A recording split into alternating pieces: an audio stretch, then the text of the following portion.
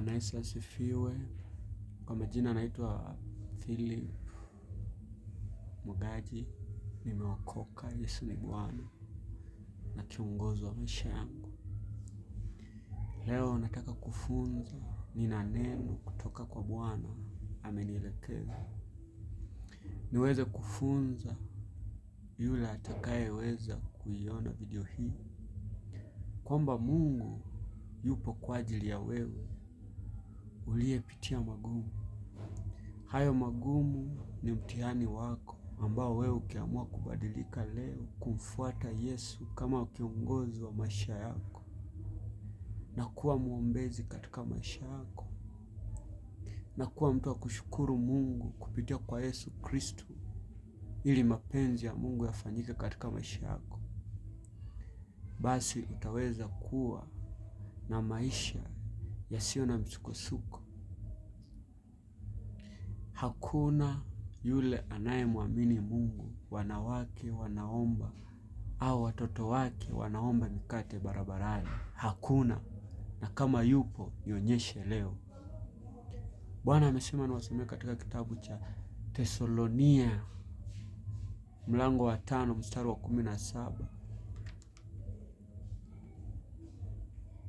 mpaka 21. Tesalonia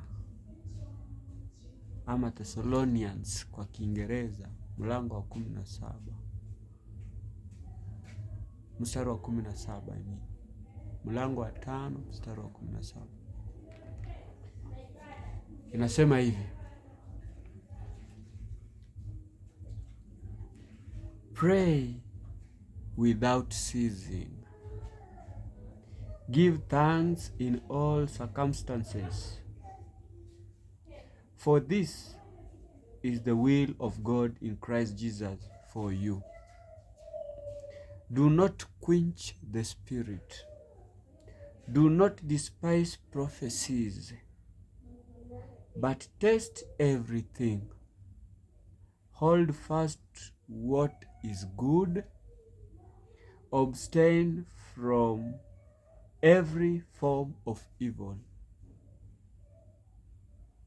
Mstari wa 17 unasema pray without ceasing. Omba bila kikomo. Unapoomba bila kikomo, Roho Mtakatifu atatua ndani yako.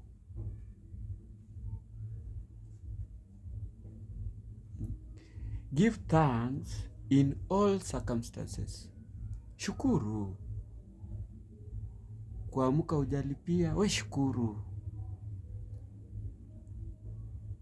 Chochote unachokimiliki, chochote unachokifanya, chochote unachowezewa, chochote unacho, wewe shukuru. Maana hayo ndio mapenzi ya Mungu ndani ya Yesu Kristo kwa ajili yako. Do not quench the spirit. Unapoanza kuomba, endelea kuomba katika hali yoyote. Kama wewe ni mfanyabiashara, katika ile biashara yako, wewe omba. Mteja akikuja, ambia Mungu asante, kwani amepita maduka mangapi.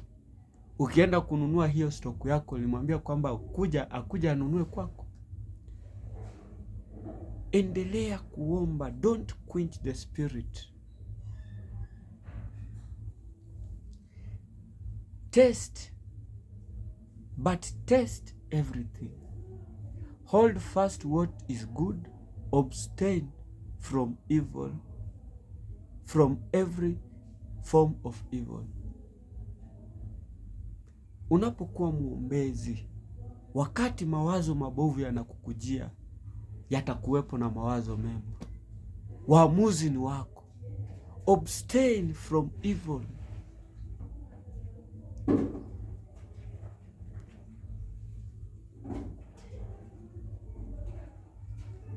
Bwana Yesu Kristo hakumkosea mwanadamu yoyote. Alieleza jinsi ya kuishi na upendo, na akakufafanulia huo upendo unaofanya jinsi gani.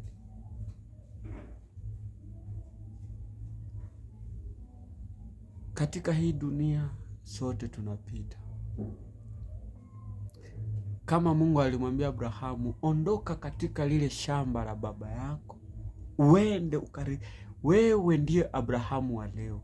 Unaposoma Biblia, palipo na Abrahamu, hebu jiweke wewe. Palipo na Daudi, wewe jiweke hapo. Biblia inaongea na wewe, Daudi wa leo. Baada ya Adamu kukosa, Yesu alimtuma mwanao wa pekee ili ile neema irudi katika wewe. Ukimkubali Yesu kama mwokozi wa maisha yako, the Bible says, put on a new man. This new man is Christ Jesus. The old man was Adam. God created Adam as a first man. Putting on a new man, which is Christ Jesus, is a new journey in your life. It's a new story in your life. It's a new prosperity in your life. It's a new achievement in your life. What do you want in life?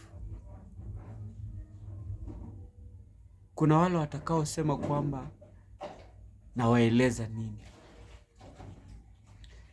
Chochote na kuona wewe unachokiguza hakifaulu.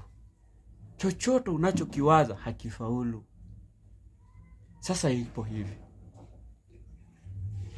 Kumchukua Yesu kama kiongozi na mwokozi wa maisha yako ni kuondoa yale yote maovu yaliyonenwa juu yako, yaliyotupwa ama kutumwa juu yako, na wewe mwenyewe ulioyatenda utasamehewa. Ulimkosea mtu akaongea vibaya, yale maongezi na kilio chake kilisikika. Lazima yale maneno aliyotamka kwako yatatimia. Una deni la mtu, anapokumbuka kwamba hana hela na anaongea mabaya kukuhusu wewe unayedaiwa, lazima yatimie. Na ndio maana unaona vizuizi katika maisha yako vipo. Sasa Yesu alikuja kukuondolea hivi vizuizi. Yesu alikuja kukuondolea haya madeni. Dunia iliumbwa kwa maneno. Basi yale yanayotamkwa kwa ajili yako yana msingi katika maisha yako ya kukuletea maovu.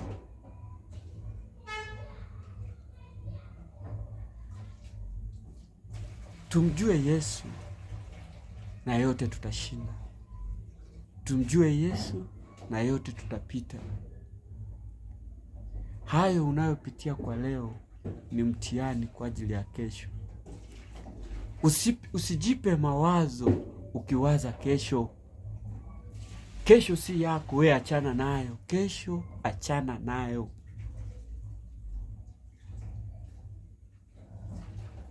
Maana kuondoka katika dunia sio kesho, ni wakati huo wewe ulipo. Kifo kila mtu atashtukia.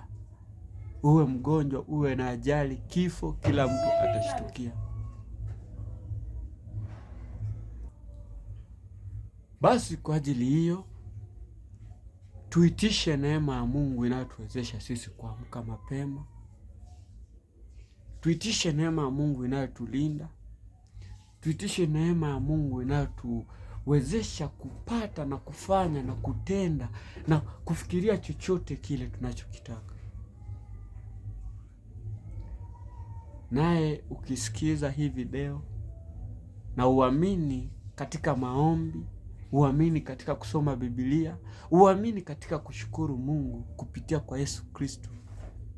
Maana mapenzi ya Mungu ndani ya Yesu Kristo ni kwamba wewe ushukuru chochote kile ulichonacho.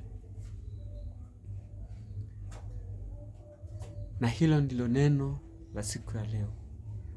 Bwana wabariki. Tuendelee na kuomba, tuendelee na kushukuru, na tuendelee pia kupeana support.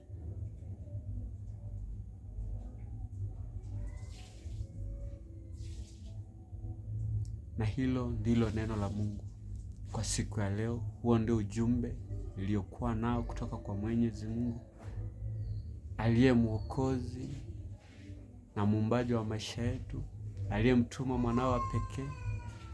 Maana Mungu ni upendo, alimtuma Yesu aje atufie sisi, afute yale maovu za mababu zetu, ile misingi ya mababu zetu, misingi ya kimila, vyote vilioshwa katika damu iliyomwagika pale Kalvari. Tuamini na tuombe. Bwana, tuwezeshe na utupe neema siku ya leo. Ulipokufa msalabani, damu yako ilifuta maovu yote, kilio chote, na ukatuonyesha kwamba kuna ushindi baada ya kifo. Ulipokufa ukafufuka.